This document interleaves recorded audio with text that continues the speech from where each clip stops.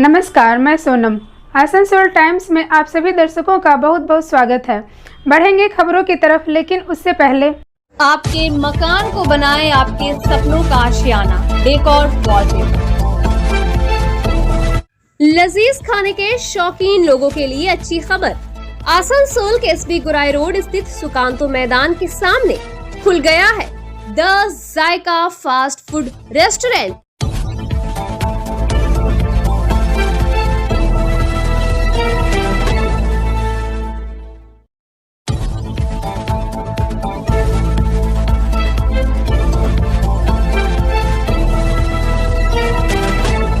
जनता को इन मुश्किल हालातों में राहत पहुंचाने के मकसद से आरएल के नर्सिंग होम में इलाज के खर्च में भारी कटौती करने का फैसला लिया। बीरभूम के कद्दावर नेता अनुव्रत मंडल के अंगरक्षक सगैल हुसैन को आज फिर आसनसोल के विशेष सीबीआई अदालत में पेश किया गया, जहां जज ने उन्हें 14 दिन के रिमांड पर भेज दिया।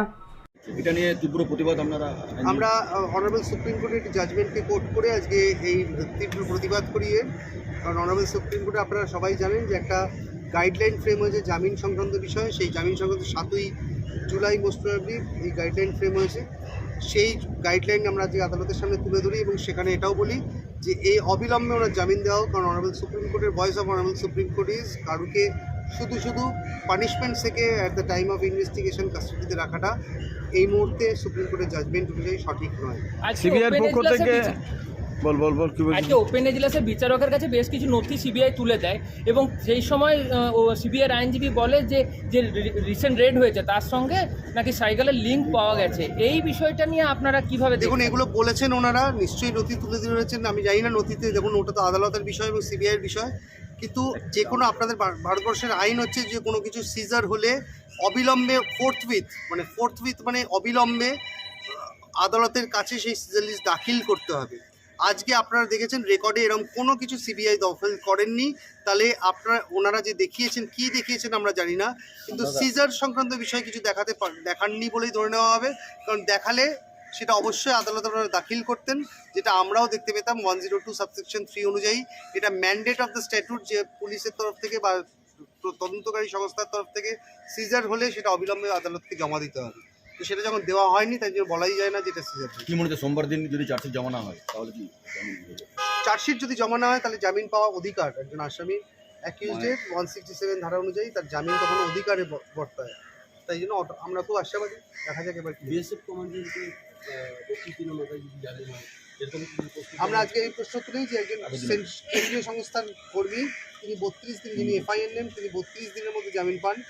একজন রাজ্য সরকারি কর্মী, তিনি কেন আজকে 57 দিনেও জামিন পাবেন না?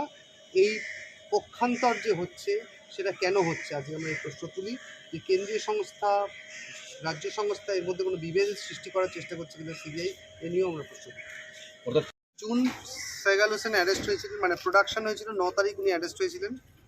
আজকে 57তম দিনে আজকে আমরা জামিনের আবেদন করি এবং সেই জামিনের আবেদন আজকে আমাদের জামিনের আবেদনের মুখ্য বিষয়বস্তু ছিল যে উনি 57তম দিনে, যেহেতু এখানে স্ট্যাটুটরি পিরিয়ড 60 দিন, 57তম দিনেও এখনও পর্যন্ত প্রপার কিছু ডেভেলপমেন্ট ওনার বিরুদ্ধে এই মুহূর্তে আজকে নিয়ে আসতে পারেনি এবং লাস্ট যে 14 দিন সেই 14 দিনের মধ্যে এক্সট্রা অর্ডিনারি কিছু ডেভেলপমেন্ট সিবিআই দেখাতে পারেননি এবং যে আগামী 3 দিনের মধ্যে ওনাদের যে চার্জশিট দেওয়ার কথা, আমাদের লিগ্যাল নলেজ অনুযায়ী ওনারা চার্জশিট দিতে সক্ষম হবেন না, কারণ ওনারাই আজকে রিমান্ডে লিখেছেন যে বহু তদন্ত এখনও পর্যন্ত বাকি রয়েছে এবং এটাও লিখেছেন ওনারা যে আর একটি, আপনারা জানেন একটা মোবাইল ফোন যেটা সিজার হয়েছিল সগেল হোসেনের কাছ থেকে, সেটা সিএফএসএ পাঠানোর একটা আবেদন হয়েছিল সিবিআইয়ের তরফ থেকে। সেই আবেদনে আমরা বিরোধিতা করি এবং সেই আবেদনে এখনও পর্যন্ত শুনানি সম্পন্ন হয়নি, কারণ আদালত আমাদেরকেও শুনানি আগামী 8 তারিখ সেই শুনানির দিন ধার্য করেছেন সিএফএসএ। তো এই মুহূর্তে চার্জশিট দেওয়ার কোনো সম্ভাবনা নেই বলে আমরা আদালতের কাছে জামিনের প্রার্থনা করি, কিন্তু আদালত সেই জামিনের আবেদন রিজেক্ট করেছেন। 18 তারিখ অবধি ওনাকে জুডিশিয়াল কাস্টডিতে আদালত পাঠিয়েছেন, কিন্তু আগামী 8 তারিখ অর্থাৎ সোমবার এই আবার পুনরায় জামিনের শুনানির জন্য দিন ধার্য করেছেন এবং 8 তারিখ এই শুনানি যদি চার্জশিট না হয় তাহলে আদালতের তরফ থেকে 167 সেকশন 2 অনুযায়ী আমরা জামিন করি। সেটা তো বিকালের দিকেই হবে। এই মুহূর্তে নতুন কোনো তথ্য সিবিআই দিতে পারেননি। লাস্ট 14 দিনের মধ্যে কোনো ডেভেলপমেন্ট নেই এবং আদালতের কাছে কোনো সিজার লিস্টও জমা পড়েনি। একটা 14টা দলিলের কথা বলা হচ্ছে, যেটা না, এখন আজকে আমরা দেখেছি, আদালতকে আমরা বারবার জিজ্ঞেস করেছি যে কোনো ডেভেলপমেন্ট আছে কিনা। মহামান্য আদালতের তরফ থেকে এই একদম অর্ডার শিটের মধ্যে মেনশন যে কোনো রকম ডেভেলপমেন্ট অর্থাৎ কোনো রকম সিজার লিস্ট জমা পড়েনি। যে কোনো মানুষ সংক্রান্তই কোনো সিজার লিস্ট আদালতে জমা পড়েনি, রেকর্ডে জমা পড়েনি। সাম্প্রতিকতম সিবিআই যে রেড হয়েছে সেরকম কোনো লিঙ্ক কি এখনো হয়েছে? না, দেখুন, ওনারা বলেছেন যে ওনাদের স্টেটমেন্ট থেকে, সাইগাল হোসেনের স্টেটমেন্ট থেকে বা সাইগাল হোসেনকে কেন্দ্র করে বেশ কিছু তদন্ত এগিয়েছে, কিন্তু এরকম কোথাও ওনারা বলেননি যে সাইগাল হোসেনের স্টেটমেন্ট থেকেই কোনো জিনিস রিকভারি হয়েছে বা কোনো কিছু সিজার হয়েছে, কারণ ওনারা কোনো সিজার লিস্টই সামনে নিয়ে আসতে পারেনি, তাই জন্য সিজার তো প্রশ্নই নেই। কোনো দেখাতেই পাচ্ছে না কিছু। बीते कुछ दिनों से आसनसोल दुर्गापुर पुलिस कमिश्नरेट के तरफ से कोयले के अवैध कारोबार पर नकेल कसने के लिए व्यापक धरपकड़ जारी है। इसी क्रम में आज कुल्टी थाना अंतर्गत चौरंगी फाड़ी इलाके में कोयले से लदे 3 स्कूटरों को जब्त किया गया। आसनसोल के कुल्टी थाने की चौरंगी चौकी से कोयले से लदे 3 स्कूटरों को जब्त किया गया। हालांकि बताया जा रहा है कि बाईपास 2 नंबर नेशनल हाईवे के किनारे कोयले की अवैध तस्करी की जाती है।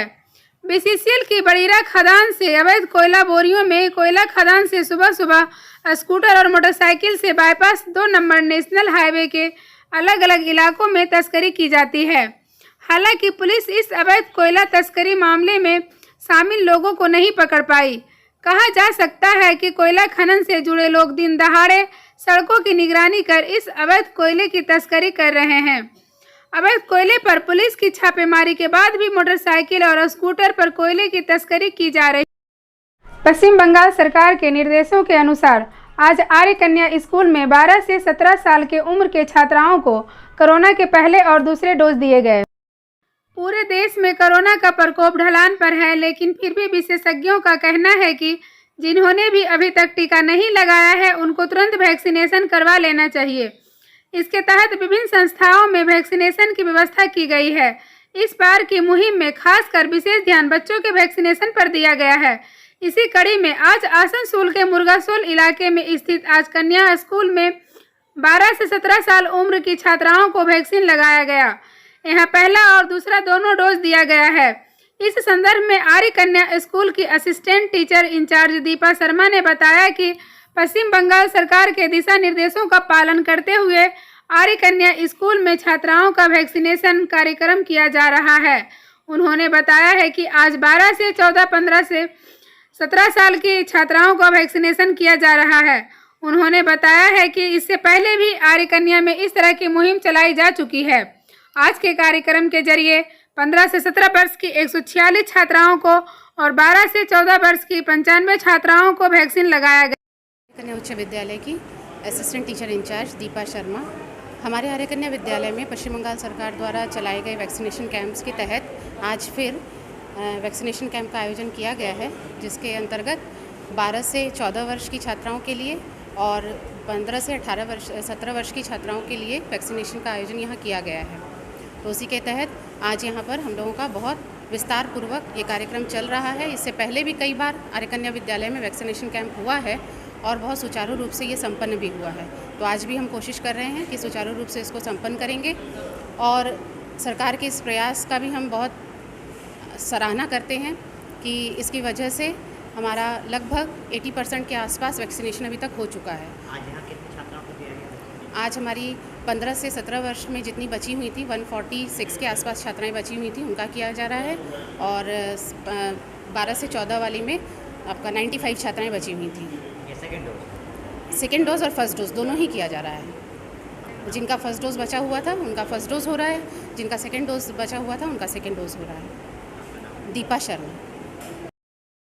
आज आसनसोल के आर्य कन्या स्कूल में अखिल भारतीय मरवाड़ी महिला समिति आसनसोल शाखा की तरफ से स्कूल की छात्राओं को अंगदान के विषय में जागरूक किया गया। अखिल भारतीय मरवाड़ी महिला समिति आसनसोल शाखा की तरफ से आज आसनसोल के मुर्गासोल के आर्य कन्या स्कूल में एक कार्यक्रम का आयोजन किया गया था। इसके जरिए इस स्कूल की छात्राओं को अंगदान के बारे में जानकारी दी गई। दरअसल इन दिनों राष्ट्रव्यापी अभियान चलाया जा रहा है, जिसके जरिए अंगदान को लेकर पूरे देश में जागरूकता अभियान चलाया जा रहा है। इसी के तहत आज आर्य कन्या स्कूल में इस कार्यक्रम का आयोजन किया गया। यहाँ राष्ट्रीय अंगदान सखी मधु डुमरेवाल, अखिल भारतीय मारवाड़ी महिला समिति आसनसोल शाखा की अध्यक्षा निधि परसारी, स्कूल की प्रधान अध्यापिका उर्मिला ठाकुर सहित सभी शिक्षक उपस्थित थे। कार्यक्रम के दौरान छात्राओं को अंगदान को लेकर महत्वपूर्ण बातें बताई गईं। साथ ही छात्राओं को अंगदान को लेकर जागरूक करने के लिए हरा रिबन भी दिए गए। आज ये कार्यक्रम हुआ, इसके बारे में जरा बताइए। अखिल भारतीय मारवाड़ी महिला सम्मेलन के अंग, देह, नेत्र और रक्तदान प्रकल्प के राष्ट्रीय प्रकल्प के अंतर्गत अंगदान जागरूकता मुहिम राष्ट्रीय स्तर पर दी गई है। यह आज़ादी के अमृत महोत्सव के तहत यह मुहिम हमने पूरे राष्ट्र में चलाई है। 1 तारीख से 15 तारीख तक विभिन्न राज्यों में 20 राज्य हमारे सम्मेलन से जुड़े हुए हैं। उनकी सभी शाखाएं, 600 शाखाएं और 20,000 बहनें इस कार्य में लगी हुई हैं। यह कार्य हम लोग पूरे जोर शोर से ऑल इंडिया लेवल पर कर रहे हैं, जिससे सभी में अंगदान के प्रति एक जागरूकता, इस संवेदनशील विषय के प्रति जागरूकता उत्पन्न हो। आज जो छात्राओं को आपने बताया, तो कैसा रिस्पॉन्स रहा उनका? बच्चे बहुत ही ध्यान से यहाँ सुने हैं और उसके बाद उन्हें जो जानकारी दी उसमें से हमने फिर से सवाल किया उनसे, तो वो भी उन लोगों ने जवाब बहुत अच्छे से ही दिया है। मतलब पूरे ध्यानपूर्वक सुना है और उनका सकारात्मक प्रभाव ही हमने देखा है। आपका परिचय? मैं मधु डुमरेवाल, अंगदान नेशनल कोऑर्डिनेटर। अंगदान को लेकर क्या इसका मकसद है? हमारा ये मुहिम खाली हमारी मतलब एक आसनसोल तक ही नहीं चलाया जा रहा, ये अखिल भारतीय मारवाड़ी महिला समिति द्वारा पूरे भारतवर्ष में चलाया जा रहा है। इसका है कि अभी अंगदान के प्रति जागरूकता लाना कि अंगदान करके हम लोग कितने लोगों की जान हम लोग बचा सकते हैं। अभी क्या होता है, अभी के समय में कितने लोग बिना किडनी के या कोई अंग के अभाव में अच्छे से ज़िंदगी व्यतीत नहीं कर पाते हैं। तो ये हमारी समिति के द्वारा बहुत ही सुंदर पहल की गई है कि सब में जागरूकता लाया जाए। और आज का ये कार्यक्रम हमारा ऑल इंडिया बुक्स में रिकॉर्ड होगा, बनाने के लिए ही है। पूरे वेस्ट बंगाल में आज ये कार्यक्रम एक ही समय पे किया जा रहा है। 12:30 बजे से हमारा ये लाइव होगा। और हम विशेष आभार करते हैं आर्य कन्या कमेटी का और यहाँ की सभी शिक्षकगण का, जिन्होंने हमें बच्चों के बीच आके ये मौका दिया है कि हम लोग यहाँ पे जागरूकता फैला सके बच्चों के बीच में, क्योंकि ये हमारा भविष्य है। अगर ये जागरूक होंगे तो भारत अपने ही जागरूक हो जाएगा। तो हमारी पहल ये है कि जो सीनियर स्टूडेंट है, जो समझ सकते हैं, उनके बीच जागरूकता लाना हमारा। मैं निधि पसारी, आसनसोल मारवाड़ी महिला समिति की अध्यक्ष। आज ये आपके स्कूल में कार्यक्रम हुआ, क्या था इसके बारे में? आसनसोल महिला मारवाड़ी समिति की तरफ से हमारे यहाँ आई हुई हैं सभी सदस्याएं एनजीओ की, और उन्होंने आज यहाँ पे अंगदान के बारे में जागरूक किया हमारी छात्राओं को। ये बताया कि हम लोग किस उम्र में अंगदान कर सकते हैं, कौन कौन से अंग का दान कर सकते हैं, मृत्यु के पहले किस अंग का दान किया जा सकता है, मृत्यु के बाद कौन कौन से अंग का दान किया जा सकता है। इस तरह की काफ़ी महत्वपूर्ण जानकारियाँ आज हम लोगों को मिली हैं इन लोगों के माध्यम से। काफ़ी ये फ़ायदेमंद रहेगा हमारी बच्चियों के लिए, हमारे लिए भी। हम शिक्षिकाओं को भी कई सारी नई बातें जानने को मिली हैं। तो यही कार्यक्रम आज हमारे विद्यालय में। यहाँ पे किस किस क्लास की छात्राएँ हैं? यहाँ पे क्लास 3 से 12 टोटल छात्राएँ हैं। क्लास 8, 9, 10 की छात्राओं को रिबन लगा के जागरूक किया जा रहा है।